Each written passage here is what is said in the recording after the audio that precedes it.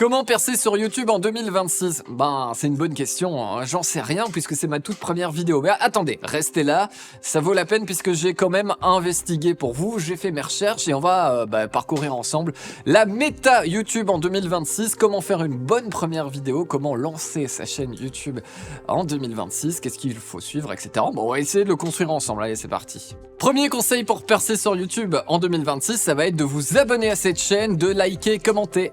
Voilà, c'est placé, maintenant c'est bon. Alors premier élément important, ça va être de faire une première vidéo. Et on s'en fout de cette première vidéo, elle ne sert à rien. Et elle sert à rien tout simplement parce que personne va la voir. Et si personne ne va la voir, c'est en fait parce que, eh bien, l'algorithme ne vous connaît pas encore. Il ne sait pas qui vous êtes, il ne sait pas qui je suis. Même moi, je ne sais pas qui je suis. Je fais de la psychologie, la philosophie, je cherche qui je suis. Alors l'algorithme, il a besoin de le savoir aussi. Et c'est à ça que sert cette première vidéo. Alors, ne pas se prendre la tête, ça veut dire quoi? Ça veut dire prendre un truc qui filme, vous filmer, être naturel, authentique, et on reviendra là-dessus, c'est important. Vous filmer et raconter des trucs, pas de fioritures, montrez-vous, montrez qui vous êtes. C'est le plus important parce que si vous commencez à cacher, mettre des masques, faire des effets de montage, etc., des sons, des bazars, des transitions, en fait, vous cachez qui vous êtes réellement et ça ne marche pas. Ça, c'est important de se montrer, voilà, avec toutes les erreurs comme je suis en train d'en faire ici. On s'en fout. Et je vous rappelle, personne verra cette première vidéo, donc ça sert à rien. Alors je suis un professionnel de l'image. L'image, c'est mon métier. On le dirait pas comme ça parce que j'ai essayé de respecter le truc en tapant vite fait, bien fait. Mais l'image, ça ne sert à rien en vidéo. Ou en tout cas, c'est un plus. Je prends mon téléphone pour vous montrer que le plus important, c'est pas ce qui filme. Vous prenez un truc qui filme et vous commencez à faire des vidéos. Le plus important, c'est ce qu'il y a là.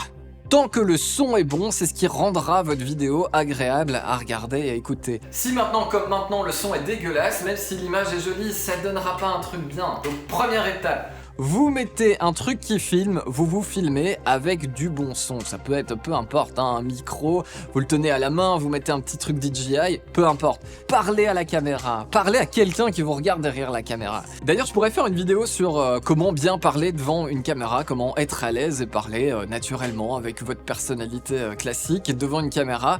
J'ai quelques techniques qui peuvent vous aider parce qu'en fait, c'est pas naturel. Moi, je suis en train de parler à personne. Là, je suis en train de parler à un truc qui me filme avec 3 jambes un peu sexy. Faut dire ce qu'il y a, des belles jambes en carbone là.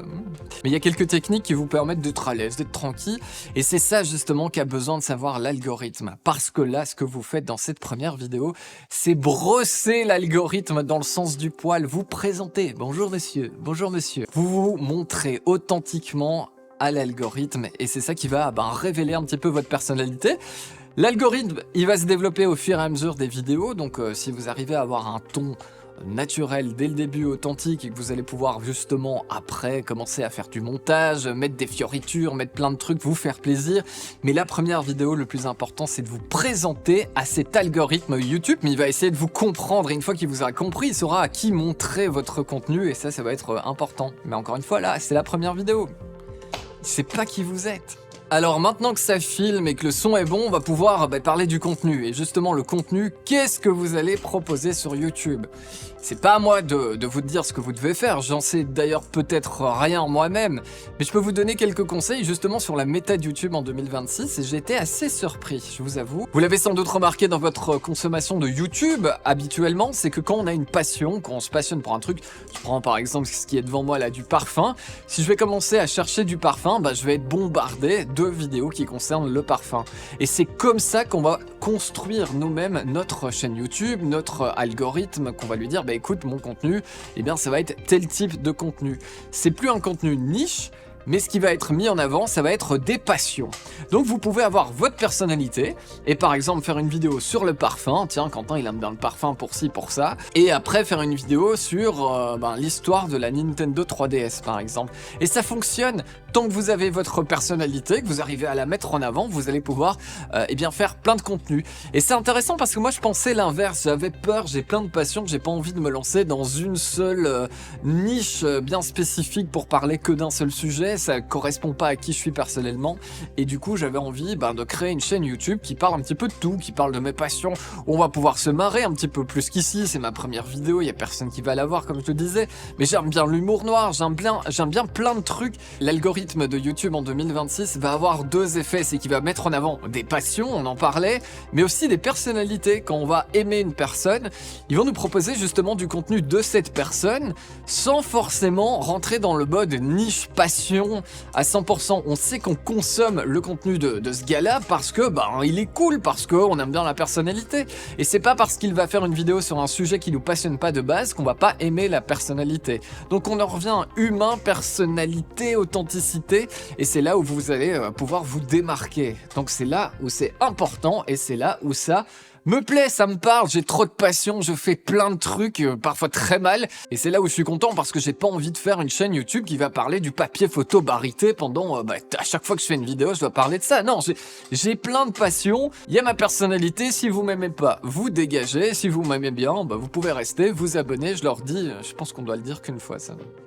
Et c'est marrant, c'est qu'en vous racontant ça, finalement, j'ai déjà un peu raconté toute la méta YouTube 2026. Qu'est-ce que vous avez besoin? D'être authentique, d'avoir votre personnalité, de raconter les trucs de la manière dont vous voulez le raconter, et surtout d'être là, de proposer du contenu.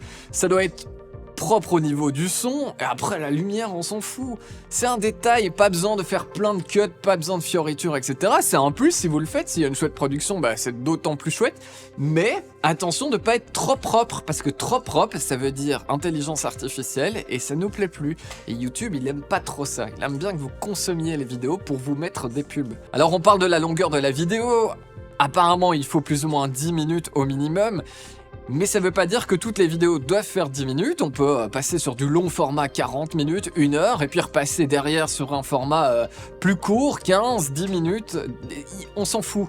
L'important c'est vraiment ce que vous allez raconter et le temps que vont passer vos spectateurs sur votre vidéo.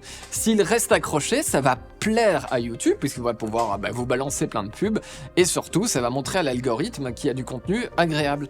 Donc le but, c'est de pas parler pour dire de parler, c'est juste de proposer du contenu comme vous avez envie de le proposer. Rien de plus.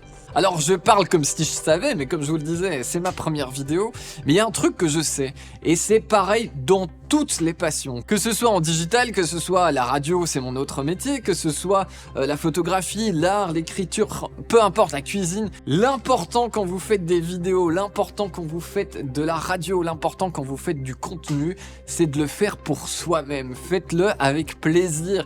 Faites une vidéo que vous auriez envie de regarder déjà, le résultat final vous avez envie de le regarder, faites une vidéo limite pour vous, mais alors surtout prenez du plaisir en faisant cette vidéo. Quand je suis installé ici dans mon setup, je suis content d'être là, je suis content d'être avec vous, je suis content de partager ce contenu. Rien que le fait de le faire, je suis content. J'ai pas l'impression que c'est du travail. Et ça, c'est le plus important. Quand vous prenez du plaisir à faire quelque chose, ça se voit, ça se ressent et c'est agréable. Et comme ça, vous allez pouvoir parler de tout et n'importe quoi. Et puis même, si vous n'avez pas assez de viewers, c'est pas grave, vous avez pris du plaisir en faisant des vidéos, vous les mettez sur internet, vous les partagez, et voilà, elles existent et vous avez pris du plaisir à le faire. Et rien que ça, c'est top, il faut rien de plus. Et ça plaît à YouTube. Ouais, mais vraiment, parce que ça se ressent. Alors ça va être le plus dur pour moi, ça va être de continuer à faire des vidéos, et de les diffuser, sans jamais s'arrêter, montrer que vous existez, que votre algorithme a bien fait de vous repérer et de vous mettre en avant, puisqu'il y a du contenu sympa. Lui, l'algorithme YouTube, il a juste envie que vous soyez toujours actifs pour ramener des gens, pour voir de la pub. Voilà, je pense avoir fait un petit tour de la méta. Alors évidemment, c'est pas 100% complet, mais je pense que ça résume bien le contenu qu'on va retrouver. Alors, qu'est-ce que je vais faire moi personnellement? Eh bien, j'en sais rien. Je pense que je vais parler de trucs, je vais faire des trucs, je vais m'amuser avec vous, et on verra comment on va évoluer cette chaîne. Là, c'est ma première vidéo, je suis content de la terminer, et j'espère qu'elle vous a plu, au moins que vous avez profité de ce moment, et si vous étiez intéressé pour savoir comment percer sur YouTube en 2026, j'espère que j'ai pu apporter quelques éléments, et on verra si ça fonctionne pour moi. Parce que voilà, moi je vous donne des conseils, mais en soi, on sait jamais, j'en sais rien. J'en sais rien, moi. Bonjour, je m'appelle Quentin Descottes, et je viens vous expliquer comment j'ai fait pour être espion au Cap d'Agde, et surtout, où je cachais mon micro. Je te rends le... T'as la ref ou pas? Attends, le jour où je passe sur Légende, c'est que j'ai fait un truc de fou quand même. Vendeur de saucisses, tu vois, ça passe pas. Enfin, quoique.